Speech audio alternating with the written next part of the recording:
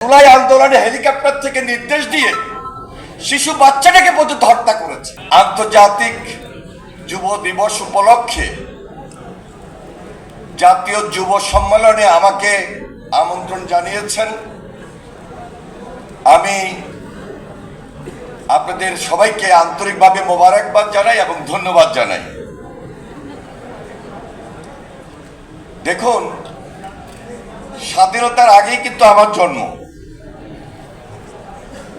আমি স্বাধীনতার পরে রক্ষী বাহিনীর অত্যাচার দেখেছি।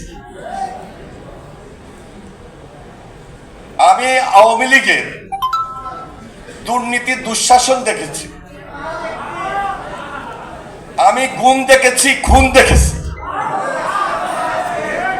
আমি দুর্ভিক্ষ দেখেছি। আমি ৭৫-এর ৭ই নভেম্বরের বিপ্লব এবং সংগতি দেখেছি।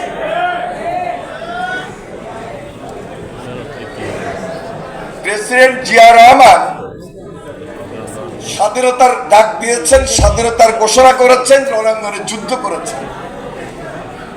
আমি সেই নেতৃত্ব দেখেছি। প্রেসিডেন্ট জিয়া যখন স্বাধীনতার ডাক দেন ১৯৭১ সাল, আর যে সময়ে উনি শাহাদাত বরণ করেন ১৯৮১ সাল, মাত্র ১০ বছরের মাথায় যিনি ৩.৫ বছর দেশ শাসন করেছেন,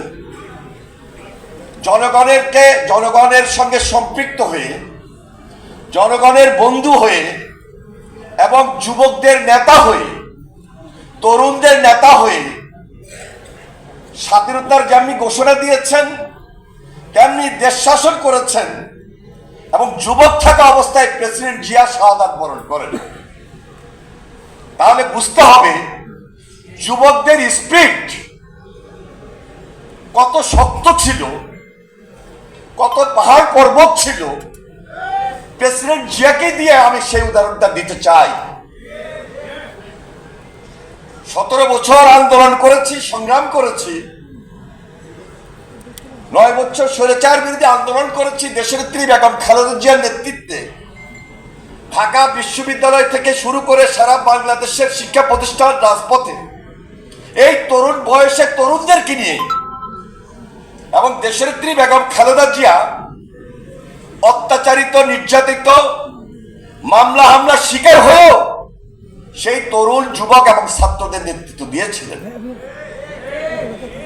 বাস্তবতা হলো দেশনেত্রী বেগম খালেদা জিয়া এখন পর্যন্ত সেই সম্মানের জায়গায় রয়েছে। তিনি সম্মানিত। আমাদের ভারপ্রাপ্ত চেয়ারম্যান জনাব তারেক রহমান, তিনি তরুণদের স্পিরিটকে ধারণ করেন। দেশের বাইরে বসেও নির্যাতিত হয়ে যেমনি তরুণদেরকে একত্রিত করার চেষ্টা করেছেন।